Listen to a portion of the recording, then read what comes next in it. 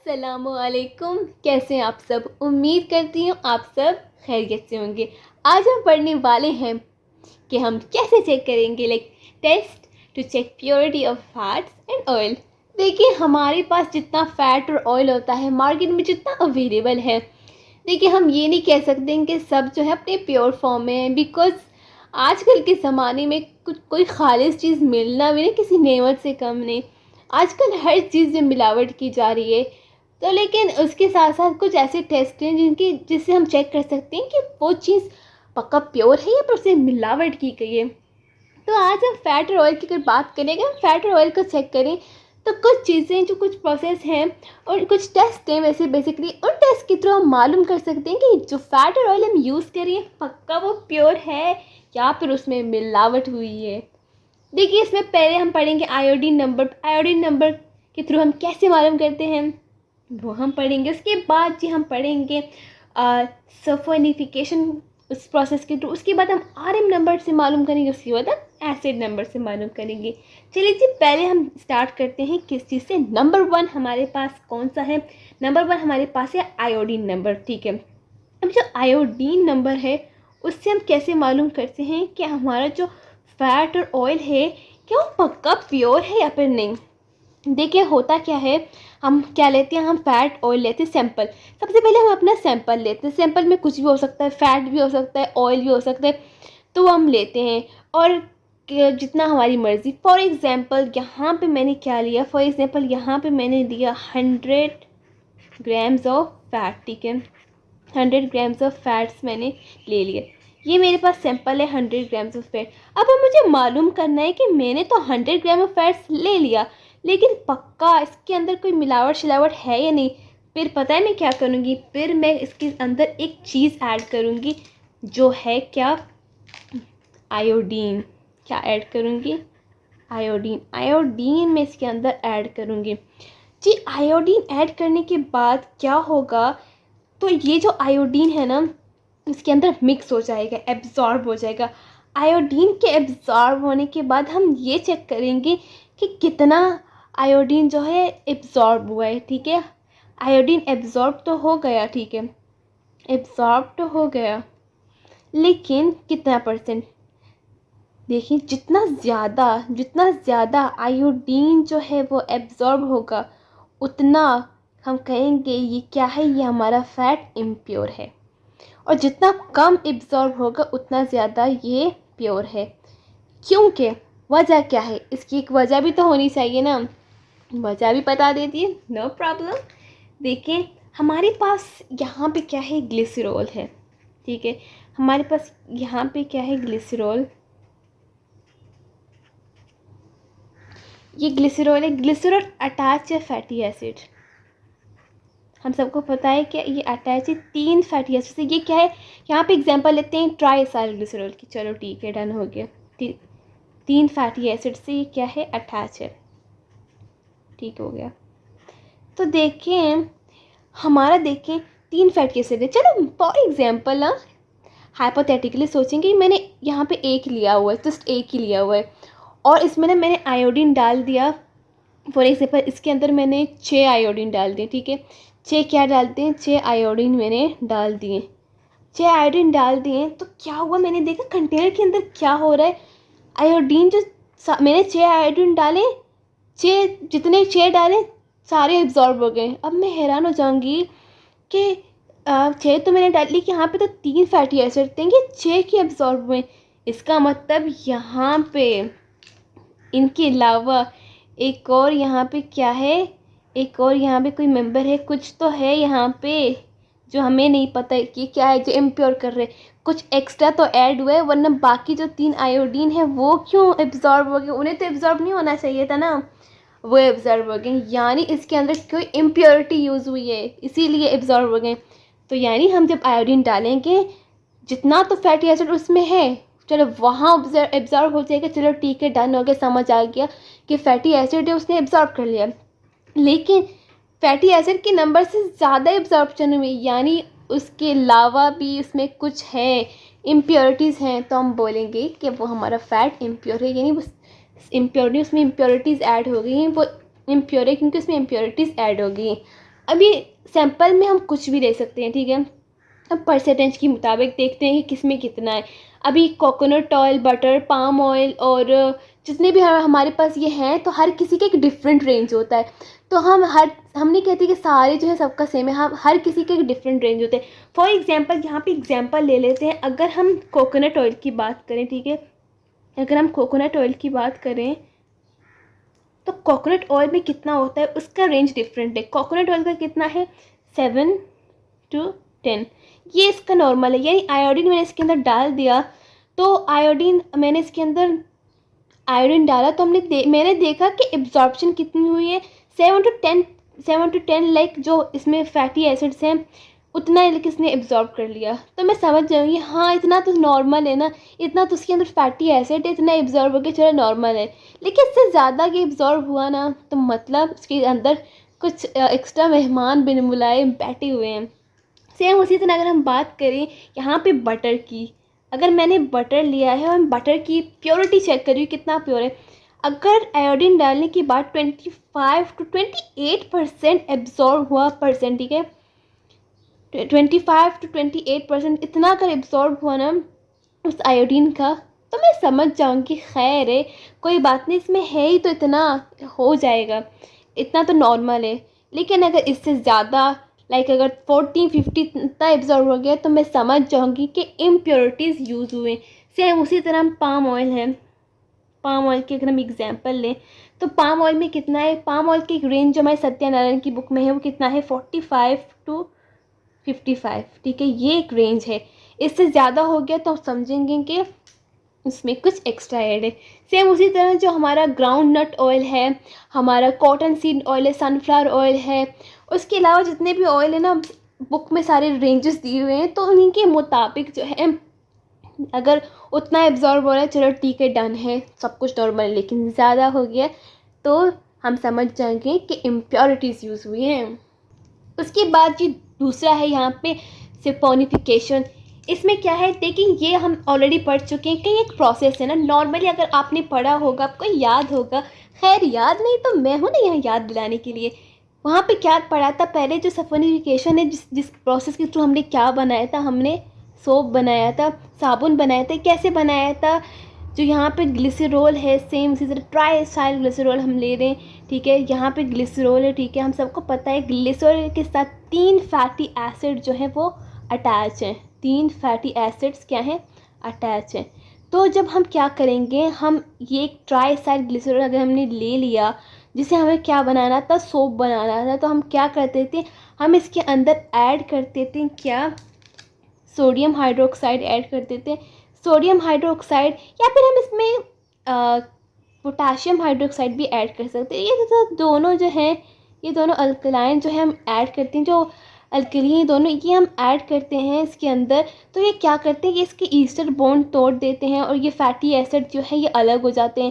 Fatty acid का हम सबको पता है कि ये इस तरह इसका कोई फार्मूला है। तो यहाँ पे जो हाइड्रोजन ग्रुप है ये जो है, अगर हम इसमें क्या डाल रहे हैं, सोडियम हाइड्रोक्साइड डाल रहे हैं, तो ये जो फैटी एसिड से हैज़ अ रिज़ल्ट क्या बन जाएगा, इसका हैज़ अ रिज़ल्ट हमारे पास बन जाएगा इस तरह से, कुछ देख सकते हैं आप, ये बन जाएगा। तो ये हमारे पास क्या बन जाएगा, सोप। ये हमने पढ़ा था कि हम साबुन कैसे बनाते हैं, ठीक है। हम क्या करेंगे, हम एक वो ले लेंगे ना, ठीक है, हमने कोई भी फैट ऑयल कुछ ले लिया, हमने उसको ले लिया, अब हम चेक करेंगे इसकी कितना प्योर है कितना इम्प्योर है। वो हम सपोनिफिकेशन के मेथड के थ्रू भी चेक कर सकते हैं। कैसे चेक कर सकते हैं, देखें, अब यहाँ पे जो हमने कोई ऑयल ले लिया, ठीक है, ऑयल हमने ले लिया या फिर फैट ले लिया, हमने क्या कर दिया उसके अंदर, या फिर सोडियम हाइड्रोक्साइड डालते हैं, या फिर हमने क्या डाल दिया, पोटेशियम हाइड्रोक्साइड, ठीक है, डाल दिया। अब यहाँ पे 3 फैटी एसिड्स है ना, तो एज अ रिज़ल्ट हमारे पास क्या बनना था, एज अ रिज़ल्ट हमारे पास 3 जो है 3 सोप बनने थे ना, एज अ रिज़ल्ट जो भी हमने डाल दिया, तो एज अ रिज़ल्ट 3 बनने थे। लेकिन एज अ रिज़ल्ट हमारे पास कुछ और ही बन रहे हैं, ज़्यादा ही चीज़ें बन रही हैं। तो हम कहेंगे भाई ये जो है इसके अंदर फैटी एसिड्स के अलावा कुछ और भी है, कोई इम्प्योरिटी है, कुछ एक्स्ट्रा यहाँ पे शामिल किया हुआ है, इसीलिए ये सीन यहाँ पे ऑन हो रहा है। और इसके अलावा ना पता है हम इस प्रोसेस के थ्रू ना हम ये भी मालूम कर सकते हैं जो लॉन्ग चेन होते हैं, लॉन्ग चेन और जो है शॉर्ट चेन, उनका भी हम मालूम कर सकते हैं। कैसे? अब देखिए ना, मैं पहले ही कह चुकी हूँ कि जो ये जो है कहाँ गया पेन, ये जो है आप देख सकते हैं ये अटैच कहाँ पे होता है। ये जो अटैच होता है, जो भी हम डालते हैं, जो भी हम अल्कली डालते हैं, या वो अटैच होता है कहाँ पे, फैटी एसिड के साथ अटैच होता है। और फैटी एसिड जो है एक लंबी लंबी सी चेन है, लंबी चेन होते हैं तो उनका ऐसे होते हैं, लाइक होता होता होता होता फिर आखिर में COOH हाइड्रोक्सिलिक ग्रुप होता है ना। तो देखिए आखिर में होते हैं, लंबी चेन में ज़्यादा होता है लंबा, और शॉर्ट में जो है वो शॉर्ट होता है। ठीक है, अगर हमारे पास दो कंटेनर हो, बेसिकली अगर हम यहाँ पे देखें हमारे पास दो कंटेनर हो, फॉर एग्जांपल ये यहाँ पे हमारे पास दो कंटेनर है। ठीक है, दो कंटेनर में हमने दो अलग अलग फैटी एसिड डाले हैं।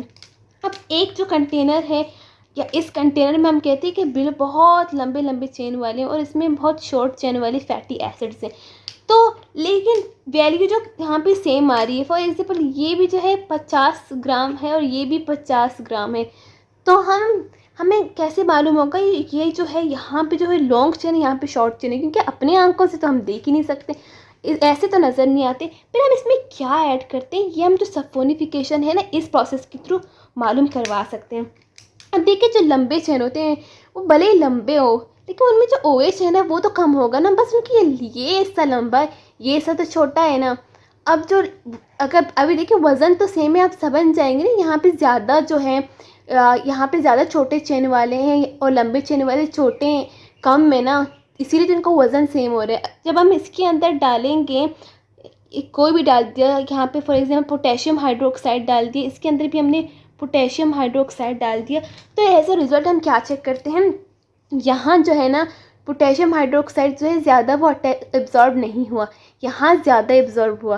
तो हम बोलेंगे कि यहाँ पे क्या है, छोटी चेन वाले, क्योंकि छोटी चेन वालों के ऑफकोर्स छोटे कार्बन कार्बन सिर्फ ये छोटा है, लेकिन आखिर में जो COOH है ये ग्रुप तो है ना सब में। तो जितना जितनी छोटी चेन होती है उनमें ज़्यादा ये होता है, तो ज़्यादा अटैच हो जाता है। तो हमें पता चल जाता है कि इसके अंदर क्या है, छोटे चेन वाले हमारे पास फैटी एसिड्स हैं और इसके क्या है, लॉन्ग चेन फैटी एसिड है। तो इस प्रोसेस के थ्रू हम ये भी मालूम कर सकते हैं। अगर हम सफोनिफिकेशन में ना जो हम करते हैं, जो भी हमने ले लिया उसका हम सफोनिफिकेशन नंबर निकालने के बाद हमें कैसे पता चलेगा कि वाकई ये चीज़ प्योर है, ये इम्प्योर है। अगर हम क्या कर रहे हैं, अगर हमारे पास लैब में क्या है, ह्यूमन फैट है, ठीक है, ह्यूमन फैट है, या फिर हमारे पास बटर हो गया, ठीक है, बटर है, या फिर हमारे पास कोकोनट है, कोकोनट ऑयल। अगर हम सफोनिफिकेशन प्रोसेस के थ्रू यूज़ कर रहे हैं, हम इनकी प्योरिटी चेक कर रहे हैं, तो सबके डिफरेंट रेंजेस होते हैं, ओबियसली है ना। तो ह्यूमन फैट की बात करें तो ह्यूमन फैट जो है कितना एब्जॉर्ब करता है, वो क्या कहते हैं, उसमें कुछ भी हम ऐड कर दें, फॉर एग्जांपल पोटेशियम ऑक्साइड या फिर सोडियम हाइड्रोक्साइड ऐड कर दिया, या फिर पोटेशियम हाइड्रोक्साइड ऐड कर दिया, दोनों में से कोई भी। तो ह्यूमन जो फैट है उसकी रेंज किससे है, 195 से लेकर 200 उसकी रेंज है। और अगर हमने बटर लिया है उसको हम चेक करें तो उसका क्या होगा, 220 से लेकर 240 तक उसकी रेंजेस है। और अगर कोकोनट ऑयल हमने लिया है तो उसका कितना होगा, 250 से लेकर 260 तक उसका रेंज होगा। यानी अगर इस रेंज के अंदर ही आ जाए ना सारी चीज़ें, तो यानी ये क्या है, ये प्योर है। लेकिन इससे ज़्यादा अगर आ गए तो क्या हो जाएंगे, ओबियसली वो हो जाएंगे इम्प्योर, यानी इनमें कोई इम्प्योरिटी यूज़ हुई है, इसीलिए ज़्यादा अटैच हो रहे हैं ओबियसली। उसके बाद ये हमारे पास आता है RM नंबर, ठीक है, RM नंबर देख लेते हैं। उसके बाद जी नंबर 3 हमारे पास क्या है, RM नंबर, जिसे हम कहते हैं ये रिचर्ड मिसाइल नंबर है, जिसे हम क्या कहते हैं, RM नंबर, जिसका क्या मतलब है, जो हमारे साइंटिस्ट थे रिचर्ड मैसल के, उन्होंने क्या किया था, ये उन्होंने स्टार्ट किया था, इसीलिए उनके ही नाम से है, ठीक है। तो ये हम कैसे मालूम करते हैं, तो इसमें भी क्या करते हैं, इसमें भी हम मालूम करते हैं कितना प्योर है, कितनी प्योरिटी है, हम मालूम करते हैं किसी फैट या ऑयल में। यहाँ पे भी हम क्या यूज़ करते हैं, यहाँ पे भी हम कोई अल्कलीन यूज़ करते हैं हम, ठीक है, या हम यहाँ पे पोटेशियम हाइड्रोक्साइड ले लेंगे, फिर सोडियम हाइड्रोक्साइड, हमारी मर्ज़ी है, ठीक है। यहाँ पे भी पोटेशियम हाइड्रोक्साइड या फिर सोडियम हाइड्रोक्साइड, यहाँ पे भी इसे यूज़ करेंगे। लेकिन यहाँ पे जो है इसके हम लिक्विड में यूज़ करेंगे, लीटर्स में यूज़ करेंगे। ठीक है, हम क्या करेंगे, हम ऐड करेंगे। पहले हम क्या करेंगे, देखिए बटर हम लेंगे, हमने एक बटर लिया। एक बटर जो होता है, हमारे बटर के अंदर एक ऑयल होता है, ठीक है, जिसे हम क्या कहते हैं, वो उस ऑयल का क्या नाम है, वोलेटाइल, क्या उस ऑयल का क्या नाम है, वो एक ऑयल होता है जिसे हम कहते हैं वोलेटाइल ऑयल। वोलेटाइल ऑयल क्या होता है, वोलेटाइल ऑयल जो होता है वो देखिए हर बटर में होता है, और ये बटर की प्योरिटी बताती है कि बटर कितना प्योर है। ठीक है, जब बटर कितना प्योर है ये वो बताते हैं, तो हर बटर के अंदर होता है। तो वोलेटाइल ऑयल को हम बटर में से एक्सट्रैक्ट करेंगे, बटर में से निकाल देंगे। ठीक है, बटर में से निकाल देंगे, किस प्रोसेस के थ्रू, डिस्टिलेशन के थ्रू हम क्या कर देंगे, बटर के अंदर से इसको निकाल देंगे। तो जो ऑयल हमने निकाल दिया, ये जो ऑयल है वोलेटाइल ऑयल है, इसको हमने निकाल दिया, वोलेटाइल ऑयल है, इसको निकालने के बाद हम अब इसे चेक करेंगे, इसकी प्योरिटी चेक करेंगे। अब देखिए इसके थ्रू ही हम चेक कर सकते हैं कि हमारा जो बटर है वो कितना प्योर है, कितना इम्प्योर है। तो वो हम ये वोलेटाइल ऑयल जब एक दफ़ा हमने निकाल दिया, तो सेम इसके अंदर हम क्या ऐड करेंगे, ऑफ कोर्स इसके अंदर भी हम ये ऐड करेंगे। इसको ऐड करने के बाद जब हमने इसके अंदर पोटेशियम हाइड्रोक्साइड या फिर सोडियम हाइड्रोक्साइड ये ऐड कर दिया, तो सेम उसी तरह एब्जॉर्प्शन चेक करेंगे। ठीक है, अगर ये प्योर है, वेसेटाइल ऑयल अपने अपने खालिस फॉर्म में है, तो ज़्यादा एब्जॉर्ब नहीं करेगी। और ऑफ कोर्स अगर खालिस नहीं है, इम्प्योरिटीज़ हैं, तो इसमें ऑफ कोर्स क्या होंगी, तो जो एब्जॉर्प्शन है वो नॉर्मल से ज़्यादा होगी। तो अब वैल्यू की बात करें तो वैल्यू क्या होती है, तो इसकी वैल्यू अगर हम ले रही हैं, वेसेटाइल ऑयल हमने लिया है, तो इस ऑयल का 25 से लेकर 30 तक ये इसका नॉर्मल रेंज है। अगर इतना एब्जॉर्ब कर लिया तो सही है, इससे ज़्यादा कम, ठीक है, इससे ज़्यादा भी कर सकते हैं, मतलब कुछ एक्स्ट्रा इम्प्योरिटीज़ ऐड हैं। ठीक है, इम्प्योरिटीज़ ऐड है, लेकिन कुछ ना केसेस में कम भी करते हैं। तो उसमें क्या है, मतलब उसमें भी इसमें लाइक कुछ कमी है, किसी चीज़ की कमी है, तो उसकी वजह से यानी ये भी प्योर नहीं है, हम कह सकते हैं इस फॉर्म में भी ये नॉट प्योर होगा। तो इस तरीके से हम भी मालूम कर सकते हैं, जो बटर है उसकी प्योरिटीज़ मालूम कर सकते हैं। इसके बाद जी सबसे लास्ट में जो हमारे पास आता है कौन सा है, एसिड नंबर। एसिड नंबर के थ्रू हम मालूम कर सकते हैं कि जो हमारा ऑयल है या फैट है वो क्या है, प्योर है या नहीं है। यहाँ पे हम क्या करते हैं, यहाँ पे हम इसमें लेते हैं रिफ़ाइन ऑयल। ठीक है, यहाँ पे हम क्या लेते हैं, रिफ़ाइन ऑयल। हमने रिफ़ाइन ऑयल ले लिया। जो रिफ़ाइन ऑयल होता है ना, उसका क्या एक इसमें अच्छी क्या बात है, उसमें कोई भी फ्री फैटी एसिड नहीं होते। हम क्या कहते हैं, इसमें कोई भी फ्री फैटी एसिड्स अवेलेबल नहीं होते, यानी इसके अंदर हम जो भी डालें वो क्या करेगा, वो इसका एब्जॉर्ब नहीं करेगा। ठीक है, उसको बिल्कुल भी एब्जॉर्ब नहीं करेगा, वो प्योर है। लेकिन अगर कोई हम ये जो हमने रख दिया, जो हमारा ऑयल है, अगर इसके ऊपर अटैक हुआ है किसी बैक्टीरिया का, किसी वायरस का, किसी चीज़ का भी अटैक हुआ है, स्पेशली बैक्टीरिया जो है वो ऐसी चीज़ों को इतना अटैक करते हैं, बिल्कुल भी इनको नहीं छोड़ते। हम कहते हैं कि इसमें क्या हुआ, इसमें बैक्टीरियल कंटामिनेशन हुआ है। इसमें क्या हुआ, फॉर एग्जाम्पल अगर इसमें बैक्टीरियल क्या हुआ है, इसमें बैक्टीरियल कंटामिनेशन हुआ है, यानी इसके अंदर बैक्टीरिया ने अपने डेरे जमाए हुए हैं, बैठा हुआ है, डिकम्पोज किया हुआ है, तो क्या होगा, तो ऑफकोर्स फैटी एसिड तो फ्री नहीं है, ये पक्की बात है, इसमें free fatty acid refined oil में नहीं है। लेकिन अभी हम क्या करेंगे, हम इसके अंदर डालेंगे सेम ये जो रिफाइंड ऑयल है, हम इसके अंदर डालेंगे potassium hydroxide. For example potassium hydroxide, sodium hydroxide भी डाल सकते हैं, हमने डाल दिया। फिर एज अ रिज़ल्ट हमने क्या देखा कि जब पोटेशियम हाइड्रोक्साइड है ये एब्जॉर्ब हो गया, ये हो गया, तो हम परेशान हो जाएंगे कि यहाँ पे जब कोई फैटी एसिड फ्री नहीं था, फिर ये जो है इसको एब्जॉर्ब किसने किया। फिर हम समझ जाएंगे कि इसमें क्या है, इसमें बैक्टीरिया है, क्योंकि जो रिफाइंड ऑयल होते हैं उसमें कोई भी फ्री फैटी एसिड नहीं होता। तो इससे हमें पता चल जाएगा कि जो हमारा जो ऑयल है वो क्या है, वो प्योर नहीं है, वो इम्प्योर है, उसके अंदर बैक्टीरिया है, तो वो हमें बिल्कुल भी नहीं खाना चाहिए, वो हमारी हेल्थ के लिए बिल्कुल भी नहीं ठीक। तो जी ये था हमारी आज का कंप्लीट लेक्चर। मैं उम्मीद करती हूँ जिस तरह मुझे मज़ा आया आपको पढ़ाते हुए वैसे आपको सुनने में भी मज़ा आया होगा। बहुत ही इजी था, मज़े का टॉपिक था। उम्मीद करती हूँ सब कुछ समझ आ गया होगा। मिलते हैं हमारे नेक्स्ट वीडियो में, तब तक के लिए अल्लाह हाफ़िज़, फ़ी अमान अल्लाह।